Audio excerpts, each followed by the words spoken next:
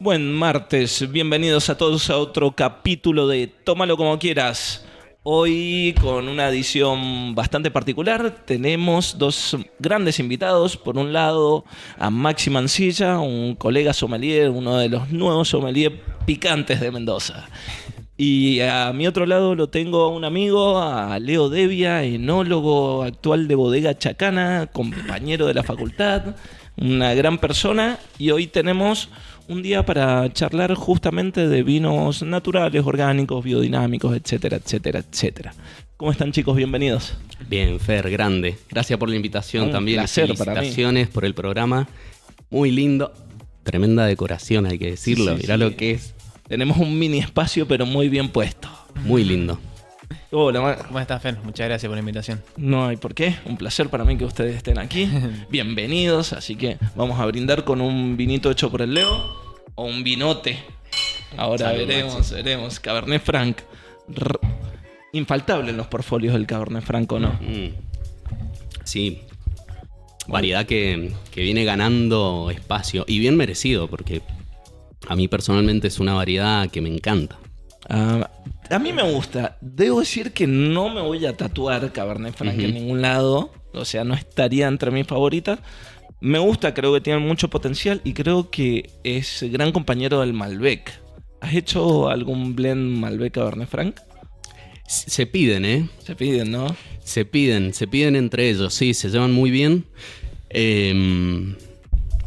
Y bueno, puntualmente el Cabernet Franc tiene una personalidad muy fuerte y en proporciones muy bajas, pero muy bajas. Estamos hablando de menos de 3%, ahí como una Vos decís, caricia. le voy a poner un toque y aparece como protagonista. Te das cuenta, viste, cuando lo probás ahí, cuando armás el corte, cuando lo medís en la probeta, te das cuenta cómo cambia. Es muy particular el Cabernet Franc y tiene también esa particularidad que a veces en un 20% no es tan invasivo como en un 3-4%. O sea, como Y que hace domina efecto bastante la escena. Sí, pero para bien, ¿eh? Okay. Para bien. Yo soy un partidario de que acompaña muy bien al Malbec.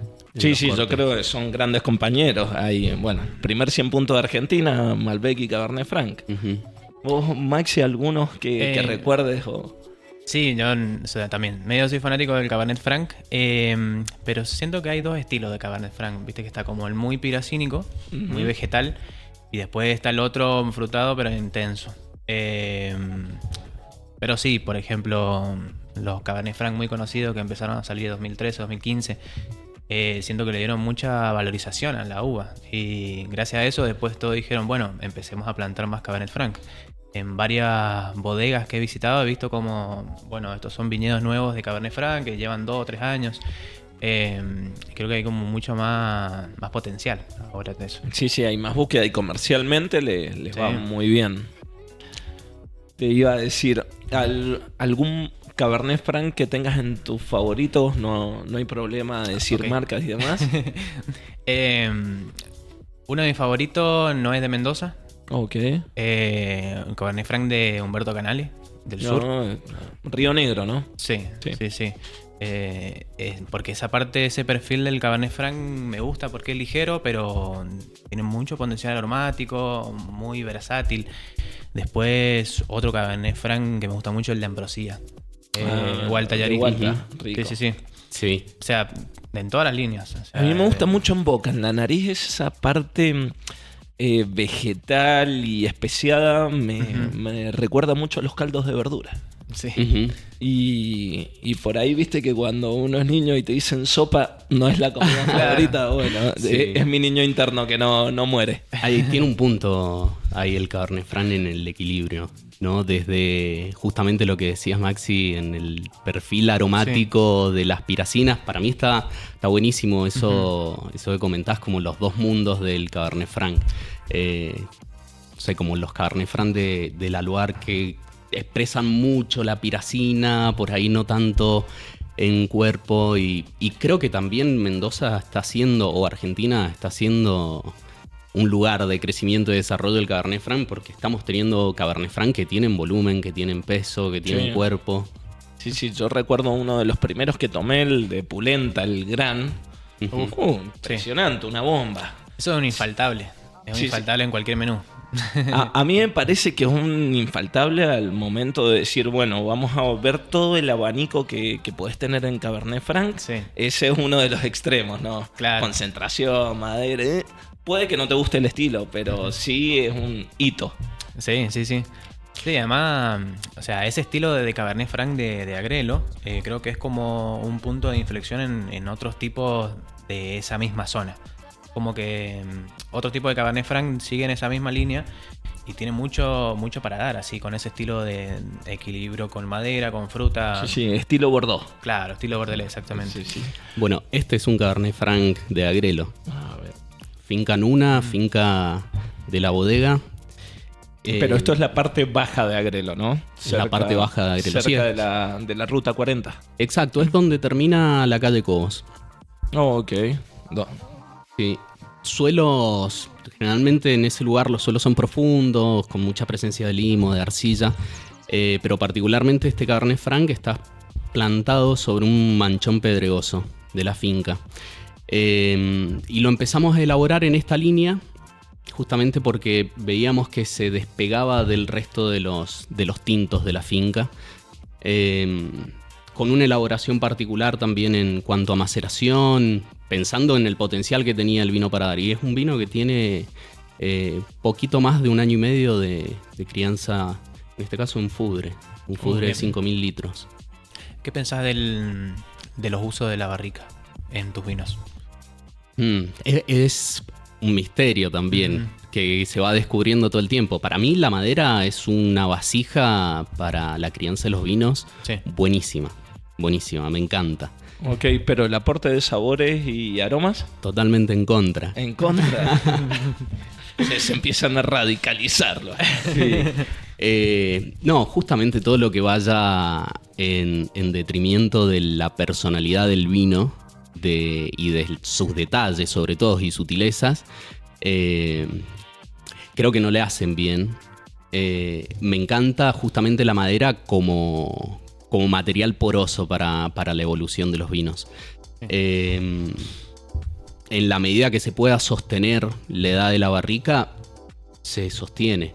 Obviamente ya después de 8, 9, 10 usos, ya tenés el peligro Sí, sí. de Y que ya puedan aparecer aromas defectuosos Indeseado, y demás. Totalmente. La porosidad tapada por los cristales del vino empieza a perder un poco de sentido también. Totalmente, pero barricas de buena calidad en primer uso, si el vino tiene condiciones para crianza en barrica, totalmente a favor. Sí, totalmente. Yo pienso que lo bueno es que ahora se ha como abierto mucho la versatilidad en cuanto a barricas, a ánforas, a concreto. Entonces ahora cuando hablas del vino no hablas de maderas. Yo me acuerdo en mis inicios, no sé, 10 años, presentaba un vino y decía, no hablabas de región. No, ibas hablabas directamente a la crianza. ¿Cuánta Era crianza? varietal crianza. Claro. Sí. Este vino tiene 1 año en barrica de primer uso y no existía el Y roble tercer uso. francés o roble americano. Claro. Y el americano siempre ha sido medio que ha jugado escondido, ¿no? Solapado. No sé qué decir. Sí, ha pasado. Sí, El speech de venta siempre estaba relacionado a la madera francesa. claro. Sí, eso era como sinónimo de calidad. Siempre lo fue. Pero ahora está bueno que pueda decir que, por ejemplo, son vinos con crianza en tercer y cuarto uso, algunos mitad concreto, mitad barrica. Está bueno eso, puede tener un poquito más para hablar. Y más que nada, ahora se habla más de geografía. O yo, por ejemplo, o sea, me gusta hacer degustaciones y hablar de un poco de la geografía y del suelo en palabras más simples. Porque, o sea, la idea no es desinformar, sino que es hablar también qué estilo. Es aportar un dato más al consumidor. Porque Claro. viste, hay mucho consumidor que te mira como diciendo, no sé, soy de Honolulu, es la primera vez que estoy acá y que vos le hables de Lunlunta o, no sé, Altamira, le da exactamente lo mismo. Sí. No hay que descansar.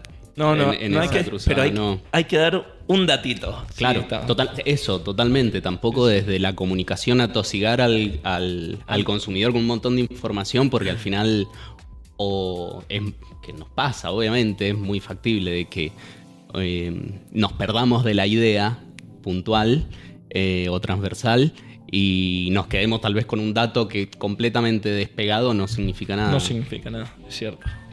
Bueno, a ver, salud. Salud. Salud, querido.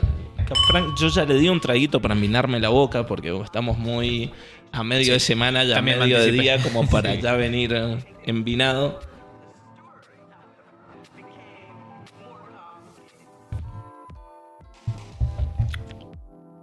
Fresquito, la madera muy atrás, muy tercer plano, te diría. Esa es la búsqueda, justamente. Muy, muy linda frescura. Esto me imagino cosecha tempranita. Para la norma. Para la norma. Fluido, está muy fácil de tomar. No, creo que no necesito comida, que podría ser un Podría vino andar. con el que arranque. Ujú. Sí, creo que cumple también con lo que hablábamos recién de la piracina y la fruta. O sea, me parece bastante equilibrado en eso, Sí, en sí. esos ambos perfiles. Ujú. Y es el desafío justamente del punto de cosecha, que recién decías como cosecha temprana. ¿Es en qué parámetros? Sí, sí, claro. sí. Que por ahí estamos acostumbrados a vinos que suelen tener un perfil más maduro. Cuando nos encontramos con esta frescura, la tendencia normal es a pensar de que es una cosecha temprana. Para mí es el... Para vos es el punto- momento de cosecha. Exacto. Sí. Yo digo para la norma. Estás correcto en lo tuyo. Muy rico, me gusta. Creo que necesitamos una cajita para tener acá, ¿viste? Para abrir en cualquier momento. Sí, Necesario. totalmente. Hace poco probé tu naranjo de esta línea, la añada nueva. El torrontés. Ajá, y en esa misma degustación estaba la 2018, creo, y la actual. Ujú. Y me pareció muy interesante esa comparativa entre el 2018 con mucha memoria, con mucha complejidad, y la nueva que la acompaña bastante bien. O sea, no se queda atrás con la actual. ¿Qué pensás de los añejamientos de los naranjos, por ejemplo? Bueno, ese vino particularmente, a ver, ya está muy buena la pregunta porque son vinos blancos que tienen una carga polifenólica alta, grande. Entonces va a haber una evolución natural. Sí. Y sobre todo ese vino puntual que no tiene prácticamente sulfitos agregados. Ahí es la jugada del Leo, sin sulfitos, a lo ninja. Y cuando se puede, se Sí, puede. el que puede, puede. No siempre se puede. No siempre se puede. Pero puntualmente ese vino se embotella sin filtrar. Tiene una filtración con un poro muy grande para que no... O sea, justamente que el vino no tenga restos de piel de la uva, una semilla, lo que sea, porque es un vino que está en crianza con las pieles durante 9, 10 meses. Pero al tener prácticamente una filtración nula, lo que tiene es mucha turbidez. Y justamente las borras también ejercen una acción de conservante natural. Pero también son reductivas. Exactamente, son reductivas. Entonces van a ayudar mucho a la evolución de los vinos. Por eso hablo puntualmente de este vino. No sé de los naranjos en general, la evolución. A mí me gusta puntualmente la evolución en general. Este vino evoluciona de una forma muy particular, como lo podrás haber visto. Es un torrontés, pero todas las notas tropicales con el tiempo empiezan a desaparecer. Ya de por sí hacemos una fermentación a temperaturas más altas de lo normal que se hace una vinificación de vino blanco. Entonces ya el vino terminado de por sí no tiene tanto carácter tropical de torrontés. Ujú. Y con la evolución justamente también empieza a desaparecer y empiezan a aparecer un carácter... O sea que no vas por los aromas primarios de la uva, sino En que ese apostás caso un poco no. más a la evolución. Ujú. Exacto, en ese caso no. Y aparecen notas cítricas súper interesantes del torrontés. Sí, Sí, he pienso sentido que- en varios.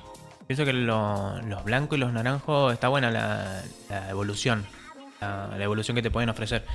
Pero ¿no pensás por ahí que son más técnicos? O sea, como para alguien que esté interesado en ver estas cosas de cómo evoluciona el vino y no tanto para el disfrute de una persona que simplemente le es un vino blanco porque vio el color o un vino naranja y quiere tomar y disfrutar. Y de pronto, a mí me pasa, ¿no? Que te encontrás vinos que son muy técnicos, que si los pones en un panel de enólogo, de sommelier, van a hacer sensación, pero el consumidor va a decir como, ¿y esto?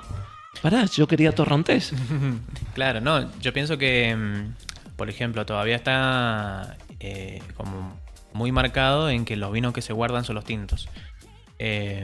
Pero, por ejemplo, he probado blancos de hace 10 años y están impecables, pero sí ofrecen esa complejidad que tal vez el tinto no te la da, o el tinto es un poco más esperable, esa crianza. Como más predecible. Esa evolución. Ok, que pero, sabes que te vas a encontrar con terciarios y demás. Hoy sobre comunicar, estaba mirando la etiqueta y viste que yo te decía, hay que darle un poquito de información. A mí me parece que esto es lo justo. O sea, al momento de presentar el vino, te dice origen, viñedo más viejo, pura piedra. Después equilibrio con Cabernet Franc, que es la varietal. Respeto en la elaboración. No se corrige acidez, no se usa levadura, no se filtra. Listo. ¿Para qué agregar más? Todos despedidos los sommeliers. Va la etiqueta sola. Sí. Se comunica solo. Claro. Es bueno, me gusta. Sí, pienso que... Singular es la línea, ¿no? Exacto. Y certificación de Demeter. ¿Certifica biodinámico Demeter? Exacto. Demeter es la certificadora biodinámica a nivel global y la única que certifica producción biodinámica. Ok, pero atrás dice vino orgánico y tenés que conocer la certificación para saber que es biodinámico también. Tenés que ser orgánico por defecto para ser biodinámico. Sí. Exacto. Pero digo, la contraetiqueta acá dice vino orgánico, no te dice biodinámico, vegano y certificado orgánico. Ok. Sí, tenés que conocer que justamente el sello de la flor que dice Demeter corresponde a la certificación biodinámica. La pregunta iba a que si no conoces qué es el sello Demeter, qué significa, claro, tal vez no sabes qué es. Que te estás perdiendo biodinámica. de que es biodinámico. Que ahí también hay un montón para comunicar dentro de la biodinamia. Vos sos un enólogo biodinámico apasionado, ¿o no? Se podría decir, sí. O sea, tengo una pasión muy fuerte por hacer vino y creo en la producción orgánica y biodinámica como la base para hacer vinos ricos, vinos que generen emoción. Para. Esto no quiere decir, o quiere decir para vos que si no es orgánico o biodinámico no podés tener vinos ricos o que emocionan. No quiere decir eso. Ah, ok. Mirá que nos están derribando la puerta. No, por eso. Es el camino que yo elijo justamente y es la filosofía que yo considero para elaborar vinos ricos. Sí. Después podemos profundizar en qué significa vinos ricos y demás, porque estamos hablando obviamente de un producto que genera sensaciones, emociones y son todas subjetivas. Sí, sin duda. Pero el paladar es el paladar. O sea, vos cuando servís una botella y de 10 personas 8 le gustó, yo creo que alcanza para decir, está rico.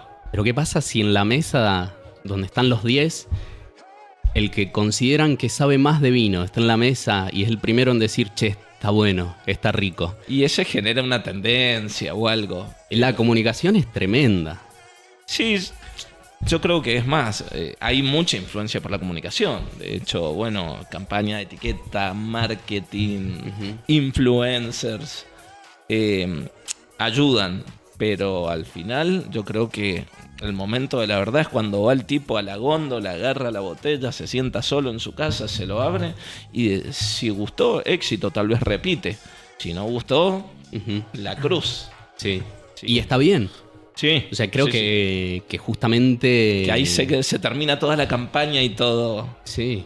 Y para eso trabajamos también. Sí. O sea, como enólogos, a ver, primero tiene que ser un vino que nos genere emoción a nosotros como equipo. Ok. Para definir y decidir embotellarlo. Si a nosotros no nos genera algo... después es muy difícil salir a la cancha y decir, che, creo en esto. No, salir a defender algo que a uno no le gusta es... Mira, lo veía la otra vez en los reels de una influencer o una chica que critica toda la industria del vino, todo lo que puede criticar. Y justamente decía que hay muchos sommeliers que salen a promocionar vinos que no les gustan porque les pagan. Y yo le escribo que no es así, que el 99% de los sommeliers va a preferir no agarrar la campaña antes que salir a defender un vino que no le guste. De todas maneras, acordemos que al nivel de tecnología aplicada, forma de elaboración, conocimiento bioquímico, es muy difícil hacerse unos vinos malos. O sea, puede ser que te guste o no, pero de ahí a decir este vino está malo, a no ser que sea un defecto, ¿no? Que pasó algo en el corcho, una oxidación, mala guarda, bla, bla, bla, bla.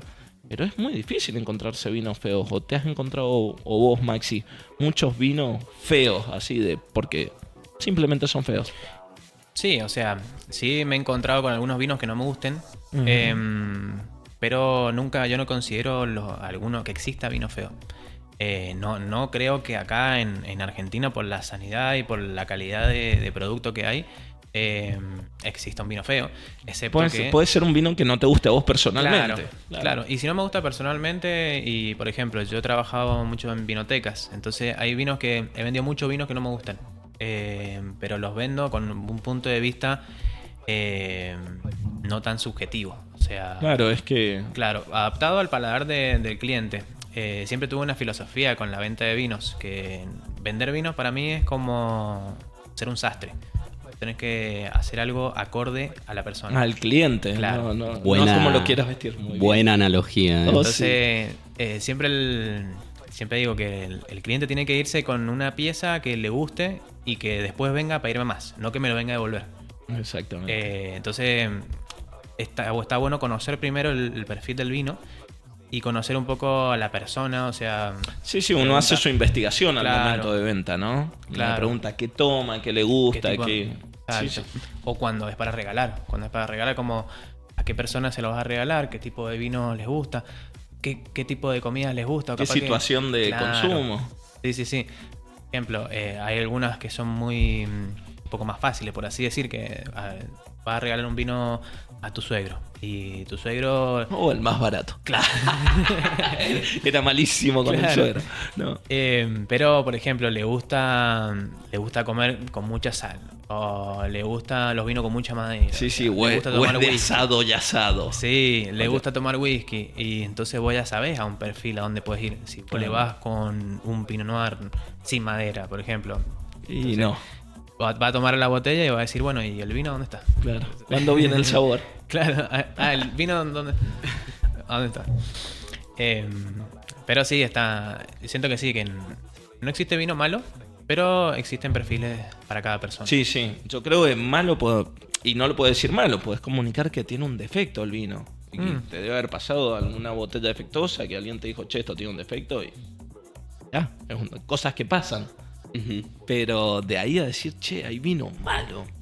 Mirá que hasta la calidad del tetra es buena en Argentina. Yo he tomado tetras italianos que técnicamente correctos. Sí. Pero tenemos una gran calidad.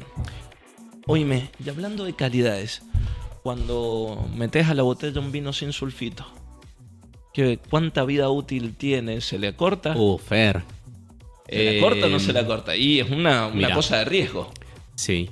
No es que todos decimos, envasamos sin sulfito. No, tal cual. Es amplio. Te comentaba recién, estuve haciendo vendimia ahora en Austria. Estuve trabajando con un productor en el sur de Austria, en la región de Estiria. Y límite con Eslovenia, muy cerquita de Eslovenia, donde hay un núcleo de productores de vinos naturales. Muy, muy importante, muy grande, súper radicales. Y este caso, la bodega en la que estuve compartiendo, no escapaba a la norma. Ok. Y entonces era una bodega de producción de vinos naturales 100%, o sea, toda la producción de la bodega eran vinos naturales. No es una producción chiquita, estamos hablando de 9 hectáreas. Todo vinificado sin sulfitos, sin sulfitos agregados, embotellado sin sulfitos agregados. Y los vinos tenían una crianza muy buena, muy linda. O sea, una guarda en botella muy, muy linda. obviamente no son vinos que los abrís y los guardás 3 días, 4 días. No. Pero sí, las cosechas que estaban en el mercado eran 2017, 2018. Entonces, por eso digo que la pregunta es amplia. Porque en este caso, por ejemplo, él trabajaba con el 95% vinos blancos. Trabajaba con mucha maceración de pieles, o sea, estamos hablando de tal vez 2 años de maceración con pieles. Mirando a Georgia en elaboración. Sí, en ánforas enterradas. Sí, tenía mucha influencia. Y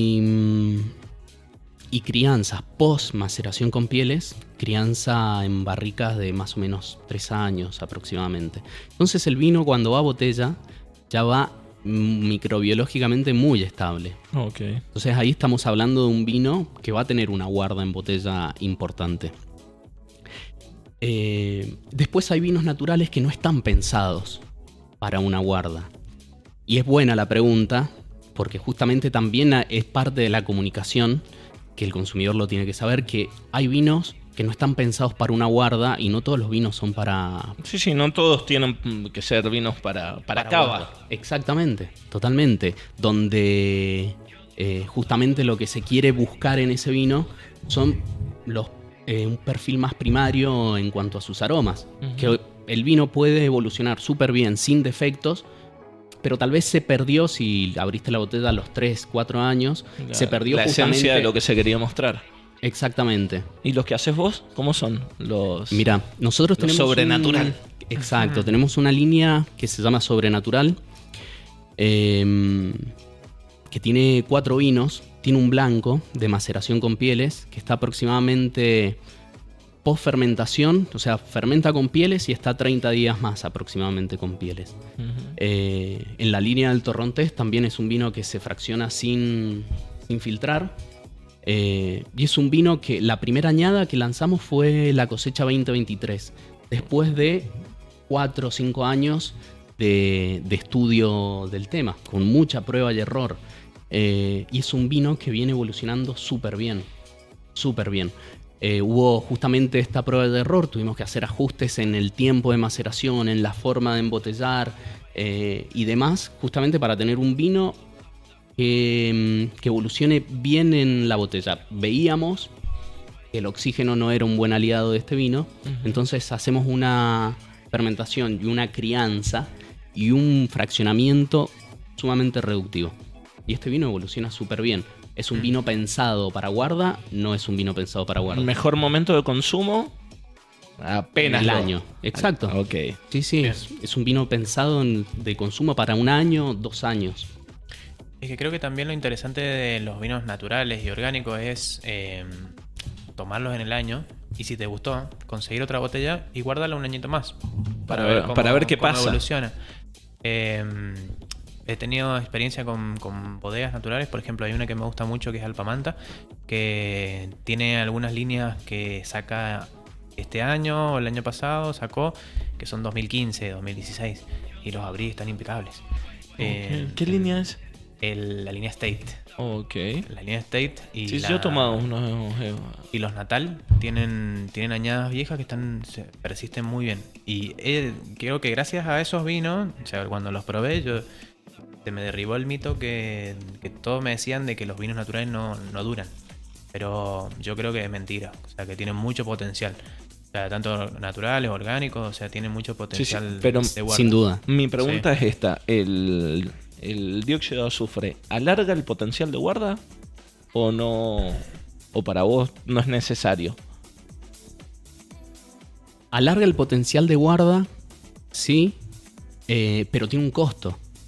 Tiene un costo. Y es un costo que normalmente en la industria no lo vemos porque prácticamente todos los vinos que están en la industria tienen anhidrio sulfuroso. Entonces es difícil verlo en la botella que se llevó el anhidrio sulfuroso en el vino. Y organolépticamente tiene influencia. Sí, tiene su olor propio, enmascara los aromas, por eso también hay que abrir el vino, dejarlo respirar, dejar que se vaya eso. Exactamente. Y es muy simpático y a la vez un poco triste verlo en la bodega, porque justamente nosotros como técnicos lo vemos y por eso también surge de alguna forma todo el sacrificio y la fuerza para llevar un vino sin sulfitos a la botella. No es una cuestión de entrar en un segmento del mercado que está buscando vinos naturales. No, es justamente poder mostrar este potencial que tienen los vinos sin sulfitos agregados, que se ve mucho en estos vinos de la línea sobrenatural que resaltan mucho los aromas primarios, que son los que se lleva el anhidrio sulfuroso. Nosotros vinificamos todo sin sulfitos justamente porque para mí la fermentación sin sulfitos genera un producto diferente. Diferente para mejor, obviamente. Y pasa una vez que el vino ya lo separaste, en el caso de un tinto, ya lo separaste de las pieles, está en un proceso de sedimentación para separar las borras o los sedimentos más gruesos. Y ejerces la acción que se llama corregir el anhidrio sulfuroso. Sí. Por más que sea una dosis bajita, el vino cambia.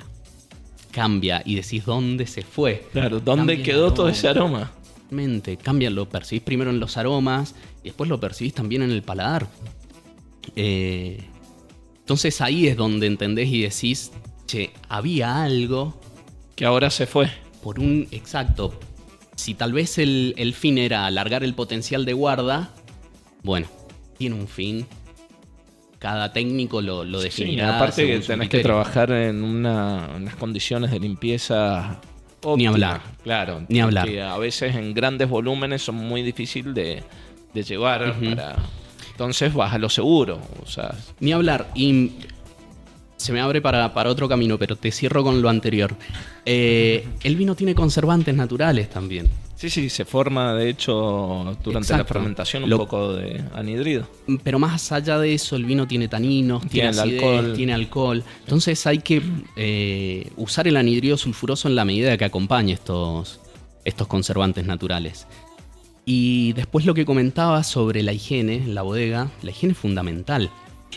Es fundamental. Y nosotros como productores de vinos naturales, o en este caso de vinos que tienen una dosis bajita de anhidrido sulfuroso,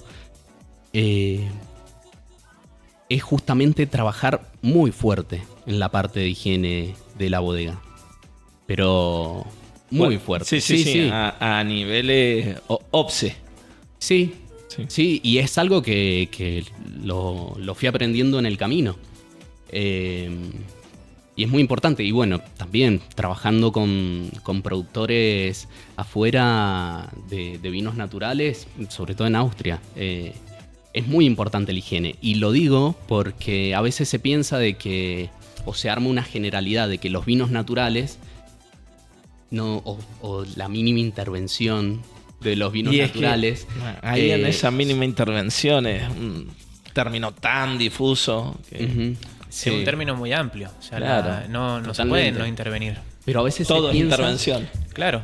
a veces se piensa que justamente los vinos naturales son de alguna forma dejados Al azar. al azar, como me dijo un vinotequero en Buenos Aires. Los vinos naturales son de plantas naturales que crecen naturalmente, que cae la uva naturalmente al suelo y se forma el vino naturalmente. Bueno, no, a ver, No. el lenguaje Sí, es muy escueto todavía. Aparte, si dejas la uva en el viñedo, no se cae, nunca. Se queda de un Totalmente, año para el queda otro. ahí, sí. Pero a lo que voy es que justamente, a ver, utilizamos la definición de vinos naturales porque todavía nuestro lenguaje no es lo suficientemente amplio como para explicar en 2 o 3 palabras a qué se refiere el concepto. Y es que a una persona que no conoce los vinos naturales o biodinámicos, por ejemplo, o sea, es difícil explicarle en pocas palabras de qué se trata. También. Es como que yo siempre explico que tal vez hay como niveles. Siento que los vinos naturales y biodinámicos como el nivel Dios de lo orgánico, tal vez. O sea, El super saiyajin de los orgánicos. Claro. Me encantan las analogías de Maxi. Para que sea un poco más fácil de explicarlo. A mí me lo explicaron de que la biodinamia es la forma de acercar el ser humano a la tierra y de tener un poco de respeto por la biodiversidad y la naturaleza. Y también conservar un poco lo que se mantiene en el suelo, de la flora natural, que ayuda también. De crear la un composición. sistema, un ecosistema autosustentable. Claro. Eso, yo creo que a nivel ecológico todas las bodegas deberían apuntar a eso. Sí. Pero bueno, en escalas y muchas bodegas no son proyectos armados únicamente como algo económico, entonces por ahí son filosofías que dejan de lado. Sí, después de todo, o sea, sigue siendo un negocio en el cual se transmite con pasión. Porque a pesar de todo, de que hay muchos proyectos que siendo un negocio y piensan un poco más en la parte económica, muchos se están acercando también a esa parte orgánica. He visto ejemplos de bodegas grandes que están lanzando alguna etiqueta Sí, orgánica. o que tienen su viñedo orgánico, Claro. biodinámico, sí. Sí. Entonces como que ahí se han dado cuenta de que no es una moda, simplemente. Bueno, es una filosofía. Exacto. Sí. Y creo que es muy importante que no se debe perder el foco. Ahora, tampoco estoy de acuerdo con la gente que radicaliza, ¿no? No. No, ay, tiene anhidrido intomable, no, esto es una porquería, déjamelo. Me parece que no, que viste, hay que ver que todos los modelos de negocio son diferentes y no todas las personas con la misma filosofía trabajan en la misma industria, sin duda. Oigan, les hago una pausita, les voy a comentar que tenemos un nuevo compañero del programa que es Pizzería Napo, que ha aparecido como sponsor, una muy linda pizzería que está acá en... Vecinos. Vecinos, está acá a unas cuadras, así que tenemos la posibilidad de hacer maridaje finísimo, pizza y vino. Señores, nos han enviado una pizza de mortadela y Devia han mandado una diábola. ¿Viste? Cerca con Mirá. el nombre. Así que yo te Tremendo. sigo. Gracias, Pizzería Napo. Gracias, Napo. Ahí en calle Perú y Gutiérrez. Qué buena pinta que tiene. Sírvanse, chicos, yo creo que va a acompañar. Te iba a preguntar sobre el vino. ¿Algo de racimo entero? No. ¿No? Tiene un tanino ahí con cierta rasposidad que me dio a pensar eso.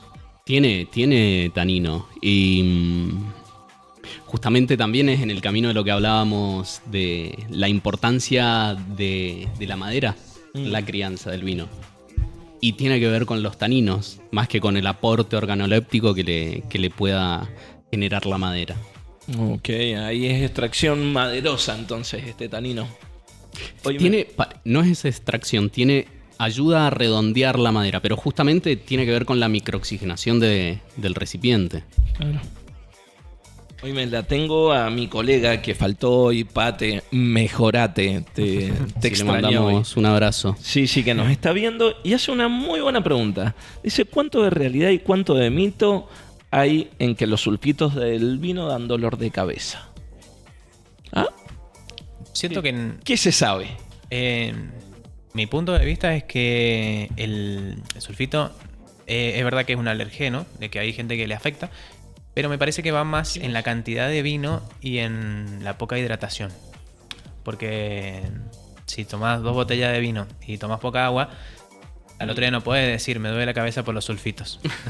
No, no es por deshidratación. sin Se duda. le echa la culpa al enólogo. Claro, decía... Este hippie que no le... Claro. No, yo pienso que es muy, muy mínimo lo que te puede afectar el dolor de cabeza si hay poca hidratación. Ya si se complementa y todo, bueno, tal vez es un problema más personal. Pero no creo que ese sea el problema general. Sí, va más por la hidratación que por Claro. ¿Vos qué decís, Leo? Es un combo, o sea, no se le puede, totalmente de acuerdo con Maxi, Adjudicar todo. no se le puede adjudicar todo al anhidrio sulfuroso. Lo que suele pasar es que hay vinos que no solamente tienen anhidrio sulfuroso, sino que tienen otro montón de productos. Y tanto el alcohol como estos productos se metabolizan en el hígado, que es lo que después termina generando dolor de cabeza, en conjunto con el alcohol también.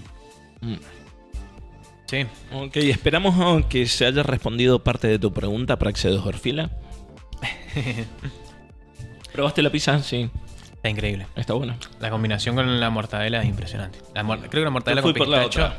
es uno de los mejores inventos que existe. Oíme, ahora pistacho a todo. ¿Viste? La era del pistacho. La era del pistacho. ¿Cuándo sale un vino infusionado con pistacho?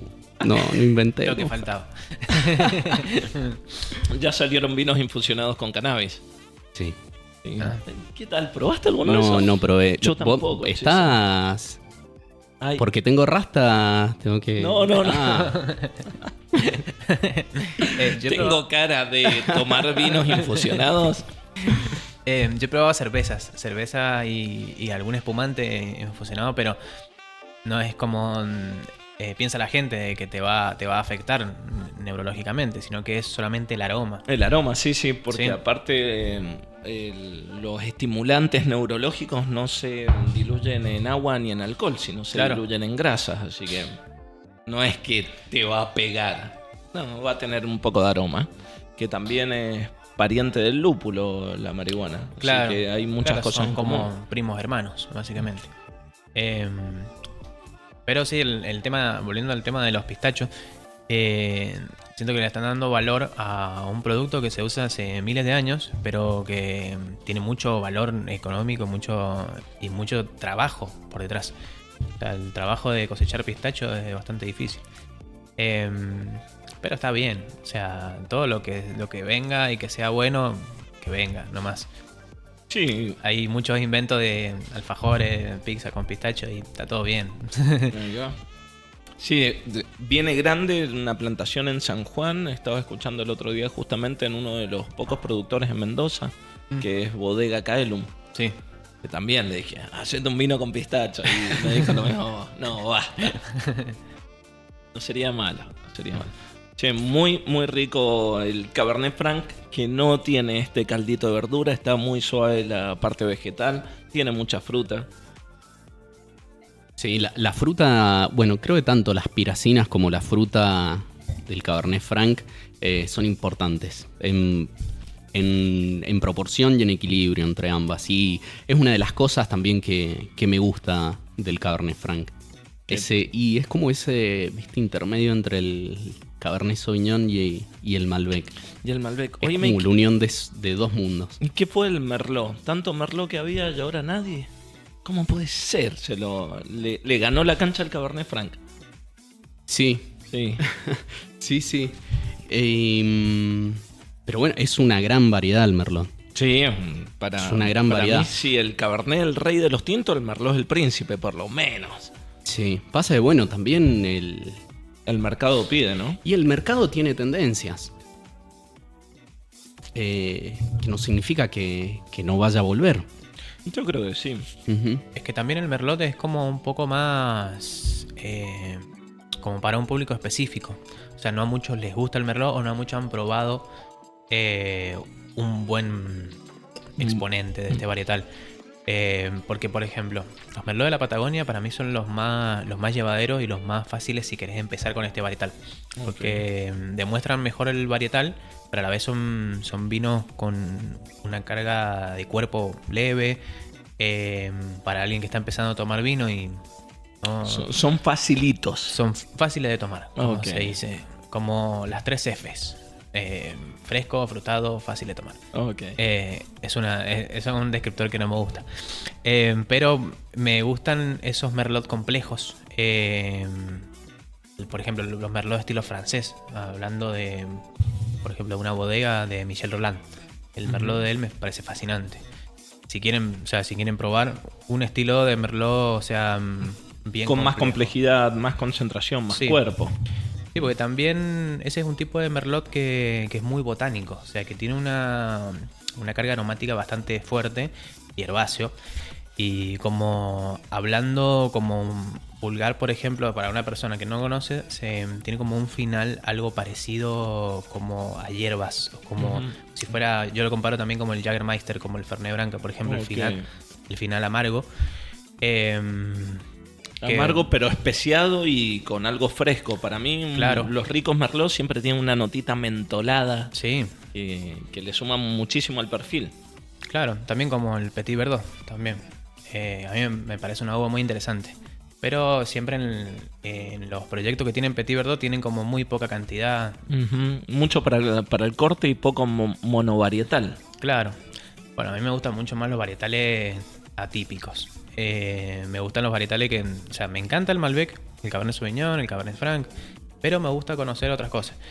Entonces, por ejemplo, vos que hablabas recién de Austria, que hablabas de algunos varietales europeos, que acá en Mendoza se encuentran un montón de varietales europeos.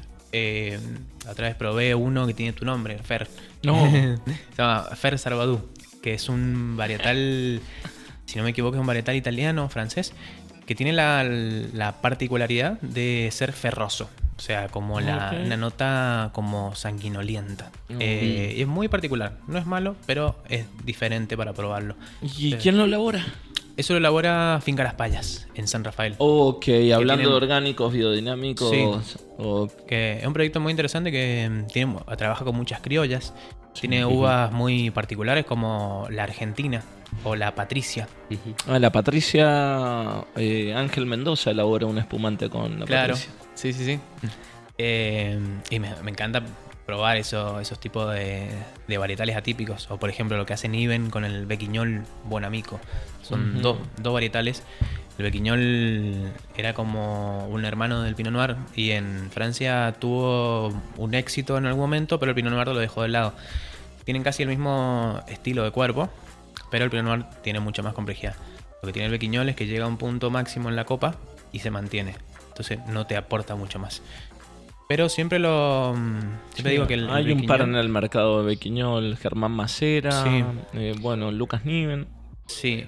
Me está faltando alguien más. Después el proyecto Macoyo de Viñoni. No lo conozco. Eso es muy interesante, eso es de Junín. Okay. En el este hay muchos varietales. Sí, hay mucho perdido en el volumen ahí. Sí. Sin duda. El este es un lugar que si bien tiene mucha producción, creo que todavía tiene mucho potencial latente ahí dormido. Vamos ahí los productores del este, arriba. Sí, a mí me fascinan los vinos del este. Siento que está bueno que revaloricen su calidad, porque estaba como muy subestimado. O sea, empiezan a aparecer nuevos productores, no sé, Lucas Niven, claro. Emiliano Rico en Viña Alta, decime dos más, no sé. Después, está Finca Niven, Feliz, ¿no es del este? Finca Feliz también es del este. Después está Mariana Nofri, que está en la Valle. Bueno, pero eso es Oasis Norte. Claro. Y... Sí, hay cada vez productores que van haciendo las cosas de mejor manera, ¿no? Y mostrando el potencial que tiene. Sí, que no se pierda. Hay un montón de patrimonio en el este. Sí, muy muchísimo. importante. ¿Elaboras algo del este? Nosotros no. ¿No? No, en Chacana no. Okay. Todo finca propia. Sí, a partir de... históricamente comprábamos uva. A partir del 2024, de la cosecha 2024, dejamos de comprar uva.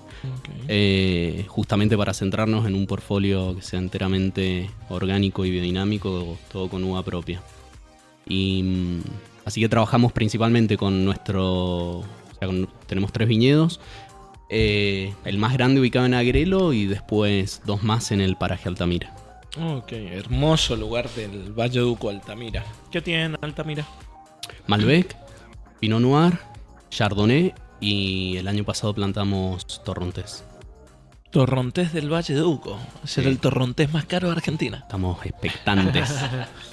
Vamos, le cantamos canciones de cuna, todo. Sí, que crezca fuerte y feliz. Che, y de estas prácticas biodinámicas, ya enterraron cuernos, tiraron polvo de unicornios y danzamos. Y danzaron desnudos bajo la luz de la luna. Bueno,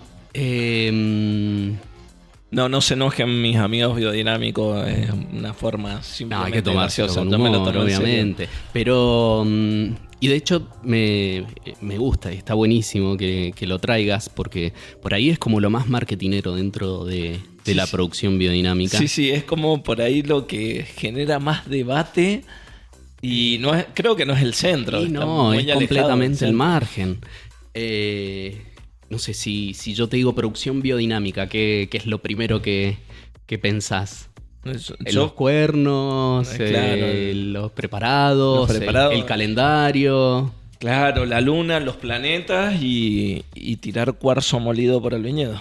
Uh-huh. Pero es una imagen caricaturesca. Exacto, sí, pero fíjate que te pasa a vos que sos comunicador, ¿cómo le pasa después a... ¿Cómo le llega a la gente? Totalmente. Cuando... A todos le vamos a recomendar entonces que lean a Rudolf Steiner, que tiene unos tratados sobre biodinámica que son la base y que tiene muchísimo sentido toda la filosofía. Sí, y bueno, y esto de tal vez los preparados y los cuernos, también hay como, a ver, no... Hay una información donde está todo espectacularizado por ahí. Claro, está como dibujado. Sí, sí. Donde recibimos un montón de información, no sé, donde tiene que ser todo magnificado y pensás en los cuernos que reciben la energía de los cosmos y... Entonces, obviamente, la gente va por ahí porque hace un montón de ruido. Pero tiene un centro súper importante, la biodinámica, que es entender a cualquier producción como un organismo vivo y con una mirada holística, justamente. Sí, parte de un planeta vivo. Exacto. Y entenderlo como un todo y no como algo ajeno. Y eso tiene un montón de sentido. Entender un viñedo como justamente un organismo y no una fábrica de uvas. Un viñedo que está en equilibrio con su entorno. Y me parece que eso es muchísimo más importante que el concepto que se tiene de los preparados o del calendario lunar, que claro. Después el calendario lo podés usar o no lo podés usar, es una herramienta más, pero no es lo más importante justamente de la producción biodinámica. No, justamente es la filosofía. Y justamente es la filosofía lo que lo diferencia de una producción orgánica, que dentro de una producción orgánica se puede trabajar de una forma muy similar y eso está súper bien. Pero también se puede trabajar de una forma muy diferente y es simplemente reemplazando productos de síntesis química por productos que están certificados orgánicos. Entonces nosotros trabajamos dentro de una estructura biodinámica justamente para tener un viñedo que esté en equilibrio con el entorno, porque consideramos que de esa forma vamos a tener plantas más fuertes y de estas plantas más fuertes vamos a tener justamente una mejor fruta. Teniendo una mejor fruta vamos a elaborar mejores vinos. Mejor vino. Yo creo que sí, que hay que seguir apostando por la biodinámica. Aparte es mucho más ecológico, amigable con el planeta, amigable con los animales que viven en la zona, que viven en el propio viñedo. Nace así la biodinámica como estructura. Decía Albert Schweitzer, soy vida que vive entre la vida que quiere vivir. ¿Sí? Uh-huh. Así que ahí todos contentos. Ustedes producen el vino, lo que vive en el viñedo sigue viviendo. Tengo una pregunta sobre la producción. ¿Hay un enfoque social en la biodinámica? Sí, totalmente. Justamente dentro de entender a un viñedo como parte de todo, es entender a las personas. De hecho, una de mis primeras experiencias en biodinámica fue en Francia. Yo trabajé en una bodega en Cahors. Vos fuiste a hacer las pasantías a Francia. Trabajé durante más de un año. En esta bodega. Se hicieron largas. Sí. Y trabajaba principalmente en el viñedo. Y tenía la oportunidad de ver también el viñedo del vecino y de entender la vida que había en el viñedo que trabajábamos nosotros. Y de esa forma entendí el porqué de la biodinámica. Hasta ese momento tenía información teórica, pero estando en el lugar entendí de qué se trataba. Y después nos pasó durante la cosecha, por ejemplo. Era un lugar donde había poca gente para cosechar Y los vecinos tenían un montón de problemas para conseguir gente para cosechar. Y en nuestra bodega se había armado prácticamente un campamento de motorhome durante 3 semanas, porque la gente quería venir a cosechar a nuestro viñedo justamente porque era un viñedo biodinámico y entendían los problemas que podía conllevar trabajar en un viñedo donde justamente estaba trabajado con agroquímicos. Exactamente. Y es algo de lo que no tenemos tanto conocimiento. Sí, porque en uno es Argentina. como ajeno a eso. Súper Que son ajeno. realidades de un montón de personas, ¿no? Totalmente, porque no. En nuestro caso, que estamos más cerca de los viñedos, lo vemos y podemos charlar con productores y con gente que trabaja en los viñedos. Pero es algo que a veces como consumidor no tenemos en cuenta, y es justamente la salud de las personas que trabajan en cualquier explotación agrícola. Sí, nosotros siempre en el vino que hablamos justamente de que es una industria que involucra un montón de personas y hablamos del cosechador, del productor de uva y a veces no nos ponemos en los zapatos de eso, ¿no? Ujú. Hay que meterse a un viñedo por el cual pasó un avión de Monsanto rociando. Sí, bueno, justamente no creo que en un viñedo pase un avión. Es algo que se da muchísimo en los monocultivos extensivos, Ujú. pero que no somos ajenos tampoco Sí, en sí. nuestros viñedos. En los viñedos se sigue utilizando este producto, ¿cómo se llama? Uno que es muy dañino ahí de la Bayer. Por suerte nunca me No, los aprendí. No, hay, bueno, ya me voy a acordar el nombre, que es número 1 en ventas y se utiliza también en vitivinicultura. Ya volverá el nombre en un rato. Creo que también hablando de no solo la vitivinicultura, sino que en la agricultura en general, yendo más a lo micro, por ejemplo, a mí me gusta mucho la jardinería. Y también cuidar tus plantas con compost naturales, comprando algunos productos orgánicos. También cuidas lo que vos plantás, ya sea flores, sean aromáticas, sean ¿Te das tomates. cuenta también cómo funciona? No es lo mismo cuando pones Sí. triple 15 que todo explota y después decae, a cuando lo sé que orgánico que tiene un crecimiento más sostenible. Yo también hago un montón de jardines. Sí, yo también, bueno, a mí lo que me entusiasmó fue cuando aprendí a hacer compost, que empecé a ver que brotaba todo, y yo dije, ahora quiero hacer un montón de macetas. Y eso es fascinante, o sea, porque te incentiva y no es como que se te va a morir todo rápido cuando empezás a aprender un poquito más y a meterte en el tema. Aprendes el por qué se te mueren las plantas. Y no solo por regalos mucho o por regalos menos, sino también va mucho por la exposición solar, por el alimento que vos les das. Porque Sin duda. básicamente es un ser vivo, entonces necesita ser alimentado también. Ser cuidado. Claro. Y que a veces la industria se separa de ese lugar de que justamente se está trabajando con un ser vivo y simplemente se da a la planta un sustrato donde se le van aportando todas las cosas que necesita, presionándola para que dé un montón de rendimiento. Es una forma y una visión de la industria. Sí, totalmente. Pero justamente eso, completamente separado de que se está trabajando con un organismo vivo.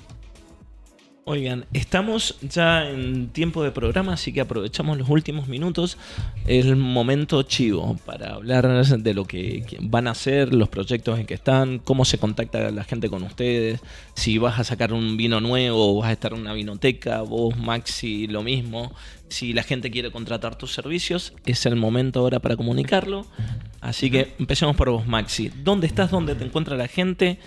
¿Y cómo se contacta contigo? Yo actualmente estoy trabajando en el Hotel Entre Cielos, soy el sommelier del hotel, y también tengo un proyecto propio llamado Perro Verde, que es una pequeña comunidad que... Raro como perro verde. Más raro que perro verde. Ahí está. Es un dicho que siempre lo escuchaba a mi papá decir cuando le parecía algo raro. Porque está basado más que nada en varietales atípicos y en productores pequeños y en vinos que vale la pena entenderlos y conocerlos. O sea, una comunidad que está creciendo a poco Próximamente voy a lanzar la tienda de vinos, para también tener un pequeño portfolio y poder mostrar un poco de lo que a mí me gusta y lo que me gusta comunicar.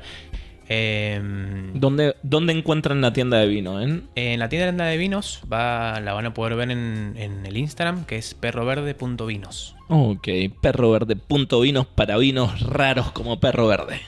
Bien, muy lindo. ¿Y qué tenés, por ejemplo, entre los vinos? Entre los vinos... ¿Bequiñol?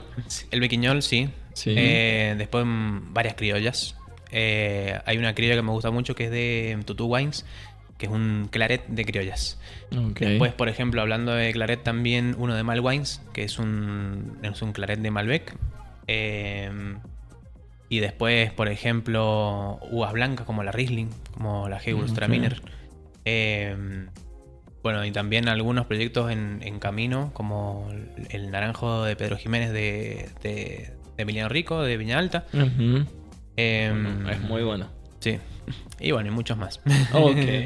Voy a dejarlo hasta ahí. Hasta ahí, que la gente investigue, que se meta a la página, que compre. Bueno, muy bien, vamos a seguirlo ahí, vamos a comprar algunos vinos. Bueno, también yo voy a aprovechar a decir que en solivinomendoza.com tenemos todos los meses ofertas en diferentes varietales, hay descuentos por cajas, envío a domicilio gratis y una de las selecciones de vinos más grandes del país en solivinomendoza.com. Así que también conéctense ahí para encontrar todo lo que no encuentran en otros sitios, además de Perro Verde.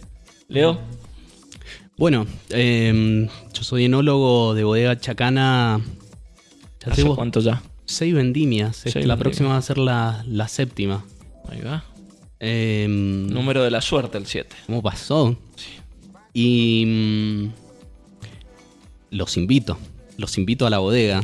Hace un año que inauguramos la parte de turismo. Está buenísimo y también para que se acerquen, para conocer de primera mano también, y lo puedan sentir y lo puedan vivir, más allá de las palabras justamente, de qué se trata lo que hacemos y eso, y tratar de generar emoción con nuestros vinos. Muy bien, entonces a Chacana. Allí estaremos y pasaremos algo de material por aquí, por tomarlo como quieras. Creo que cerramos por ahí. Gracias por acompañarnos. Se me ha hecho corto el tiempo, así que deberíamos repetir. Totalmente. Salud, Leo. Maxi. Salud, Maxi. Hasta el próximo martes en Tomalo Como Quieras y esperamos que esta vez con nuestra colega Pato Orfila presente. Chau, chau.